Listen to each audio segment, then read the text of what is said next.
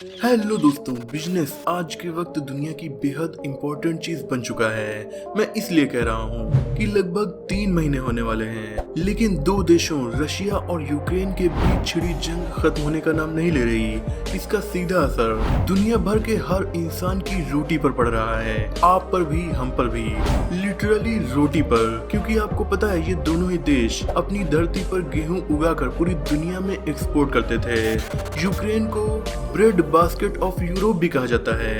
Europe के अमीर देशों से लेकर अफ्रीका के गरीब देशों तक यूक्रेन और रशिया गेहूं को पहुंचाते थे, जिससे गरीब लोगों के पेट में कम दामों पर रोटी पहुंच जाती थी। मगर इस जंग ने गरीबों की जिंदगी में बहुत ज्यादा बदहाली लाई है। यानी आप समझ सकते हैं, दो देशों के बीच की लड़ाई का असर दुनिया भर के लोगों पर पड़ता है। हमारे देश में तो खेती काफी बड़े पैमाने पर होती है, इसलिए हमारे यहाँ तो इसका कम असर पड़ेगा, पर अफ्रीका में तो गेहूं की कमी ही पड़ गई, जिससे माना जा रहा है कि अफ्रीका में भूख की वजह से हजारों और लाखों लोगों की जान जाएगी। आज के वक्त पेट्रोल डीजल की कीमतें भी कहीं न कहीं रशिया यूक्रेन की लड़ाई की वजह से भी बढ़ रही हैं। इसकी वजह रशिया एक बहुत बड़ा ऑयल एक्सपोर्टर है, और जब पश्चिमी देश उसके ऊपर सैंक्शंस लगा रहे हैं तो उसे ट्रेड करने में प्रॉब्लम हो रही है, जिसका असर रशिया के साथ साथ दुनिया भर पर पड़ रहा है। अब आप समझ सकते हैं कि ट्रेड हमारी दुनिया के लिए कितना ज्यादा इम्पोर्टेंट है। पर ये किया कैसे जाता है दोस्तों? ट्रेड 3 रास्तों से होता है, by air, by land and by water. इन तीनों ही रास्तों में पानी के रास्ते यानी पानी के जहाज ट्रेड का काफी इम्पोर्टेंट साधन है। ये बहुत ज्यादा बड़े होते हैं, इसलिए कई मिलियन टन सामान फ्यूल की कम खपत के साथ एक से दूसरे देश ले जाते हैं। समुद्र के रास्ते ट्रेड इंसान हजारों साल से कर रहा है। यूरोप और एशिया को कनेक्ट करने के लिए तुर्की के इस्तांबुल के बीच से समुद्री रास्ता निकल कर जाता था, लेकिन वर्ल्ड वॉर 2 के टाइम इसे बंद किया जा चुका था। तो एशिया से यूरोप के लिए ट्रेड अब बहुत ज्यादा मुश्किल हो चुका था। जमीन से बड़े स्केल पर ट्रेड करना उस टाइम नामुमकिन था, और कॉन्स्टेंटिनोपल का रास्ता बंद कर दिया गया था। तो इंडिया बल्कि एशिया से पानी के रास्ते यूरोप पहुंचना बहुत ज्यादा मुश्किल हो गया था। रास्ता ढूंढ निकालने की इस कड़ी में जब वास्को डिगामा निकले, तब वो साउथ अफ्रीका के छोर पर पहुंचे, जिसे केप ऑफ गुड होप कहा जाता है। न सिर्फ वास्को डिगामा, बल्कि वो सभी लोग इंडिया तक पहुंचने की तलाश में थे। वो सभी इसी पॉइंट पर ही पहुंचते थे, और साउथ अफ्रीका होते हुए समुद्र के रास्ते इंडिया आने में साउथ अफ्रीका का केप ऑफ गुड होप एक रेस्टिंग पॉइंट का काम करता था।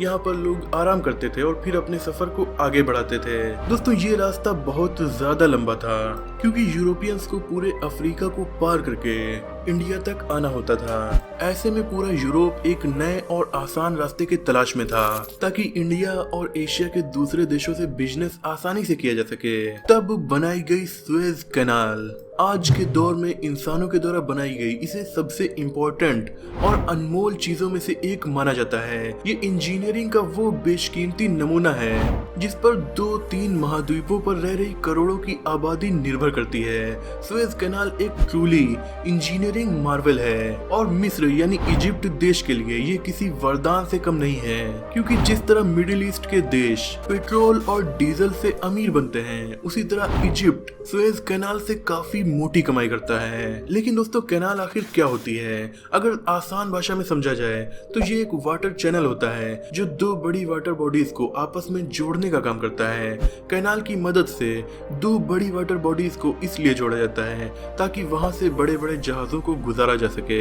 इससे फ्यूल की खपत भी कम होती है और टाइम की बहुत ज्यादा बचत होती है। सुएज कैनाल की बात करें तो ये 193 किलोमीटर लंबा डीप वाटर चैनल है जो मेडिटेरेनियन सी और रेड सी को आपस में जोड़ता है। या यूं कहें, ये यूरोप और एशिया को आपस में जोड़ता है। पहले यूरोप को इंडिया या एशिया आने के लिए अफ्रीका का पूरा चक्कर लगा के केप ऑफ गुड होप के रास्ते एक बहुत बड़े रास्ते को पार करके आना पड़ता था। लेकिन सुएज कैनाल के बन जाने से ये डिस्टेंस बेहद कम हो गई। इससे टाइम, फ्यूल और पैसा तीनों की बचत होने लगी, जिससे यूरोप और एशियन कंट्रीज के बीच का ट्रेड बहुत आसानी से, तेजी से होने लगा। इसका सीधा असर देशों के रिश्ते पर भी हुआ।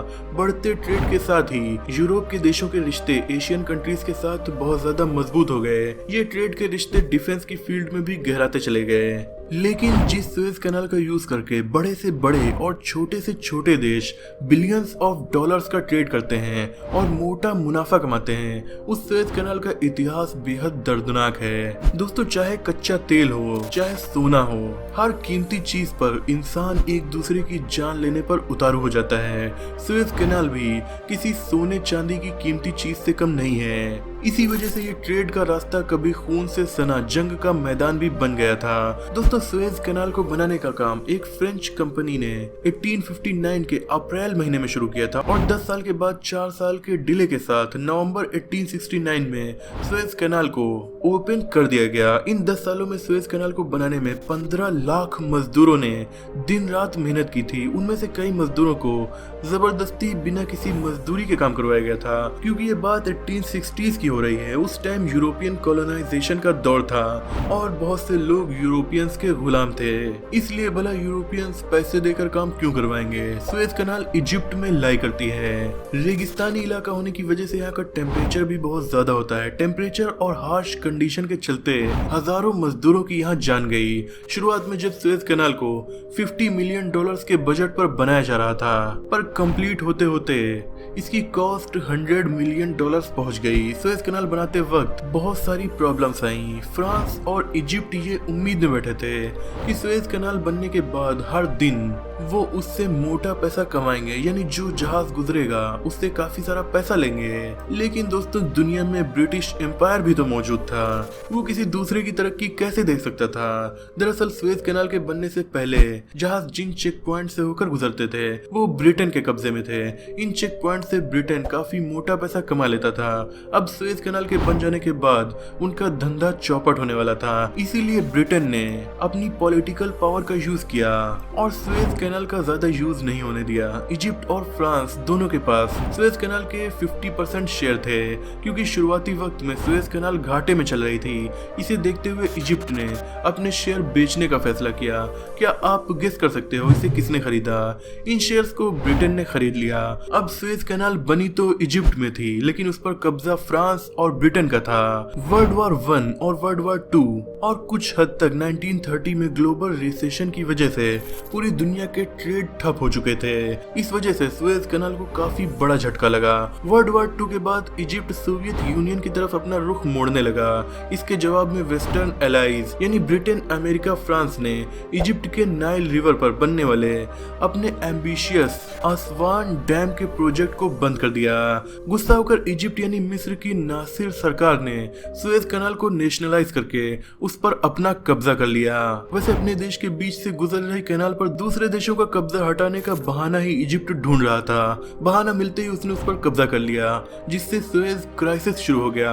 1967 में अरब इजराइल 6 डे वार के चलते सुएज कैनाल पूरे 8 सालों तक बंद रही। इन 8 सालों तक 17 जहाज सुएज कैनाल के बीच में ही फंस गए, जिन्हें येलो फ्लीट भी कहा जाता है। और तब एक बार फिर से यूरोपियंस को पूरे अफ्रीका को पार करके एशिया और इंडिया तक पहुंचना होता था। 1975 में सुएज कैनाल फिर से खोल दी गई। उसके बाद छोटे मोटे एक्सीडेंट के चलते कैनाल कुछ घंटों तो बंद रही, लेकिन मेजर ब्लॉक कभी नहीं हुआ।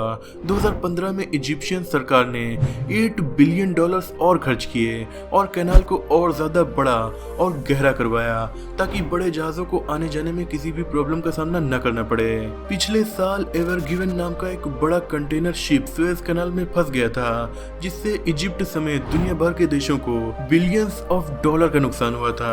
आज के वक्त में सुएज कैनाल से हर साल दुनिया का 10% ट्रेड किया जाता है। ये रास्ता पूरी दुनिया के लिए बहुत ज्यादा इम्पोर्टेंट है, क्योंकि आज के दौर में चाइना वर्ल्ड फैक्ट्री बन चुका है। इंडिया और यूरोप के बीच में बड़े पैमाने पर ट्रेड होता है और इंडोनेशिया और बाकी के एशियन कंट्रीज भी बहुत सारा सामान यूरोप को एक्सपोर्ट करती हैं। उसके लिए ये 193 किलोमीटर का रास्ता बहुत ज्यादा जरूरी है। लेकिन दोस्तों, सबसे ज्यादा वरदान ये इजिप्ट के लिए है, क्योंकि इस कैनाल कैनाल से जो जहाज गुजरते हैं इजिप्ट उनसे काफी बड़ा टैक्स लेता है। दोस्तों जिस तरह हम अपने देश में किसी हाईवे से गुजरते हैं तो हमें टोल टैक्स देना पड़ता है जो कि 1500 रुपए तक हो सकता है। उसी तरह जो पानी का जहाज 193 किलोमीटर लंबी सुएज कैनाल से गुजरता है उसे भी इजिप्ट की सरकार को टैक्स देना पड़ता है। पर ये टैक्स कितना हो सकता है दोस्तों, एक पानी के जहाज से $4 लाख से $7 लाख तक का टोल टैक्स लिया जाता है। इस तरह से हर साल इजिप्ट की सरकार की सुएज कैनाल से ही लगभग $7 बिलियन की कमाई हो जाती है। तो दोस्तों मुझे उम्मीद है कि इस वीडियो से आपकी नॉलेज जरूर बढ़ी होगी। जाते जाते आपसे एक सवाल पूछना चाहूंगा, क्या आप मुझे बता सकते हैं कि इंसानों के द्वारा बनाई गई दुनिया की सबसे बड़ी कैनाल कहाँ स्थित है, और क्या आप उस पर भी ऐसी वीडियो चाहते हैं? कमेंट में जरूर बताइएगा। वीडियो पसंद आई हो तो इसे लाइक करके अपने दोस्तों में शेयर कीजिए। ऐसे इंटरेस्टिंग टॉपिक्स पर नॉलेजफुल वीडियोस देखने के लिए हमारे चैनल को सब्सक्राइब करके बेल आइकन को प्रेस कर दीजिए। मिलते हैं अगली वीडियो में, तब तक के लिए अपना और अपनों का ख्याल रखिए।